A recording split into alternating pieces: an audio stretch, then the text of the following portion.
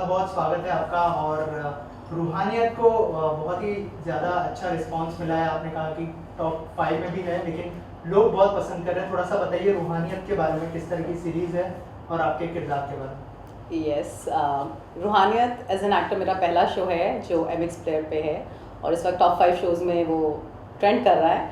तो डेफिनेटली लोग प्यार कर रहे हैं शो को और मैं तो डेफिनेटली एक्साइटेड हूँ बिकॉज एन एक्टर आपको अगर एक ऐसा शो करने को मिल रहा है जिसको इतना प्यार मिल रहा है तो नथिंग लाइक इट। जहाँ तक शो का सवाल है, शो जो है it's a love story come thriller. एक बंदा जो किसी ट्रॉमा से गुजर रहा है और मेंटली स्टेबल नहीं है बट प्यार ढूंढ रहा है लाइफ में, और उसको क्या प्रॉब्लम्स आ रही हैं उसमें। तो ये जो कैरेक्टर है ये अर्जुन बिजलानी प्ले कर रहे हैं और मैं उनकी फ्रेंड हूँ, फिलोसोफर हूँ, गाइड हूँ, उनकी साइकेट्रिस्ट हूँ जो उनकी दोस्त भी है। और मेरा कैरेक्टर एक ऐसा है जो बहुत सब्सटैंशियल है बिकॉज सीज़न वाइज सीज़न मैं कंटिन्यूसली शो में हूँ और मेरा कंप्लीट काम जो भी है वो सिर्फ और सिर्फ अर्जुन के साथ में है। क्योंकि वो किसी से ओपन अप नहीं होते शो में, उनके एक ट्रॉमा है, तो I am the only one जिनसे वो डिस्कस करते हैं अपने डीपेस्ट थॉट्स, डीपेस्ट फियर्स, और वो रास्ता जब भटकते हैं तो आते हैं एक एडवाइस लेने के लिए।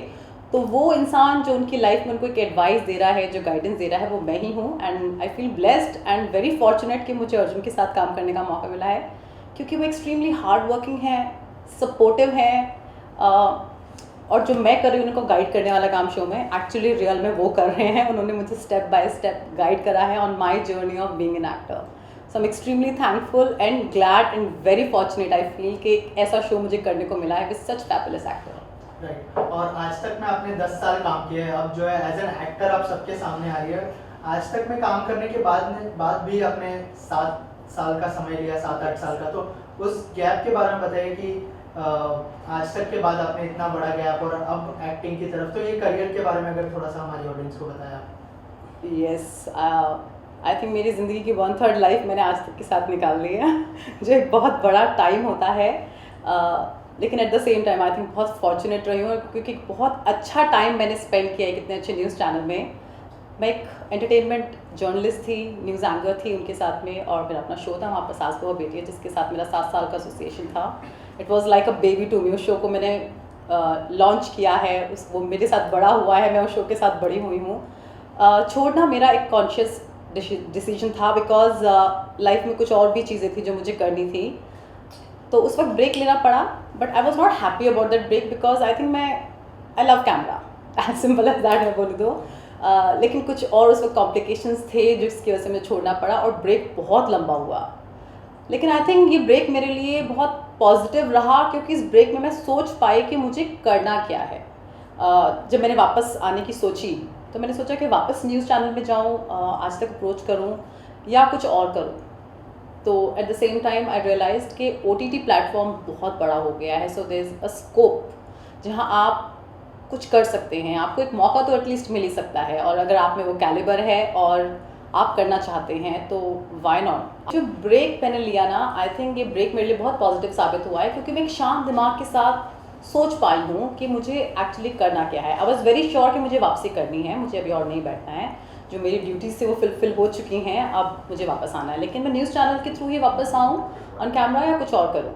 सो आई थिंक आई न्यू मुझ में एक वो ड्रामा और नौटंकी शुरू से था जो आई थिंक आज तक नहीं डिस्कवर किया था, और मुझे सास बहू बेटियां जैसा शो दिया था जो इतने सालों से टॉप शो है आज तक का। तो मेरा एसोसिएशन उस पर बहुत अमेजिंग रहा है, लोगों ने इतना प्यार दिया है, तो मैं उसी एक्सपेक्टेशन के साथ लौटी हूँ कि शायद अब जब मैं नई शुरुआत करूँगी तो मेरे उस ड्रामा को, मेरे उस नौटंकी को, माई पैशन फॉर एक्टिंग जो है उसको वही प्यार मिल पाए। अब तो एक मैकेनिकल लाइफ से निकल के आई थिंक मैं सोच पाई हूँ, तो break has been very fulfilling. कीड़ा कब काटा था आपको? ये कीड़ा तभी काटा था, तभी काटा था या कब बाद में? देखिए, कीड़ा कब काटता है वो पता नहीं चलता है, वो दूसरों को समझ में आता है कि हाँ ये कीड़ा है, क्योंकि कई बार हम खुद नहीं रियलाइज कर पाते। I was very uptight as journalist, मुझे लगता था मैं सीरियस हूँ मेरे काम को लेकर, मैं बहुत पैशनेट हूँ, मास कॉम की स्टूडेंट हूँ, मैं तो यहाँ पर चेंज करने के लिए आई हूँ, जर्नलिस्ट बनूंगी। लेकिन मैं जी न्यूज़ के साथ जब काम कर रही थी मुझे तभी आज तक से ऑफर आया था ज्वाइन करने का, और because they were in the pipeline to launch this show Saas Bahu बेटियां, तब तक आया नहीं था। तो एक मैं फिल्म रिपोर्टर थी, बॉलीवुड रिपोर्टर थी हार्डकोर, और मुझे बोला गया कि एक टीवी शो हम लॉन्च कर रहे हैं जिसमें टीवी बेस्ड न्यूज़ होगी, तो आप करोगे क्या? तो इनिशियली थोड़ा मेरे को लगा कि यार अच्छा खासा मेरा शो चल रहा है, शाहरुख खान, अमिताभ बच्चन, इन सब से मिलती हूँ, बड़े बड़े स्टार्स हैं, टीवी न्यूज़ क्यों कवर करूँ। तो मुझे बोला गया कि बेसिकली एक नए ट्रेंड सेट कर रहे हैं जहाँ में थोड़ा ड्रामा चाहिए on news channel, and TV because is all about drama. तो मैं नाम नहीं लूँगी उनका, लेकिन उस वक्त आज तक में थे, एंटरटेनमेंट हेड थे, उन्होंने बोला तुमको समझ नहीं आता लेकिन तुम ना थोड़ी नौटंकी हो, तुम्हारे अंदर एक ड्रामा है, तुम्हें देखते हैं तो वो शोले की बसंती याद आती है, गिव इट अ ट्राई, नहीं अच्छा लगेगा तो there is always a way to go back, वापस बॉलीवुड में चली जाना, but give it a try. तो आई थिंक उसके बाद ना किसी ने वापसी करने को बोला और ना ही मेरे कभी दिमाग में ख्याल आया, क्योंकि तब मुझे भी लगा कि हाँ मेरे अंदर शायद एक ड्रामा है, एक नौटंकी है जो कैमरा पे अच्छी निकलती है, तो वाई नॉट। क्योंकि कई बार ऐसा तो हमें नहीं पता है हमारे अंदर क्या टैलेंट है और दूसरे लोग पहचान लेते हैं, तो आई बीन वेरी लकी। और रूहानियत के बारे में जब अप्रोच किया गया तो क्या रिएक्शन था आपका कि क्यों लेना चाहिए रूहानियत? सी रूहानियत भी एक ऐसा माइलस्टोन है जो मैं कहूँगी थैंक गॉड मेरे को मिला, बिकॉज इससे मुझे कॉन्फिडेंस आया कि अगर मुझे सामने से भी कोई ऑफ़र आ रहा है तो इसका मतलब है कहीं ना कहीं एक कैपेबिलिटी है, शायद मैं कर सकती हूँ। अब वो प्रूफ तभी होगी जब मैं स्क्रीन पे आऊँगी, तो एक चांस तो देना बनता ही है एक्टिंग को।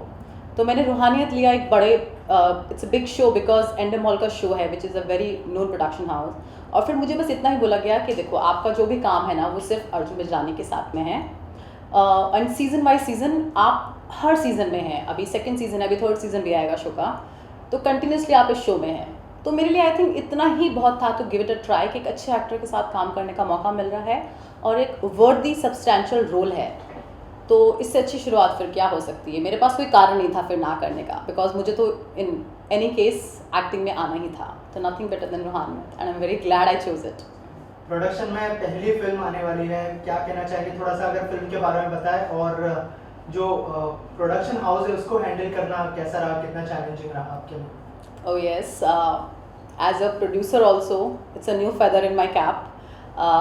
पहली बार अपना प्रोडक्शन हाउस हम लोगों ने शुरू किया है, मैं और मेरे हस्बैंड ने मिलके, विच इज़ कार्डबोर्ड फिल्म्स, और हमारी पहली फिल्म ऑलरेडी शूट हो चुकी है, it's on edit and very very soon it will release on in theatres also and on OTT also. हमेशा से मैं क्रिएटिव फील्ड से ही जुड़ी रही हूँ, पहले भी बॉलीवुड, टेलीविजन, फिर उसके बाद मैंने for a short span of time writing भी की है।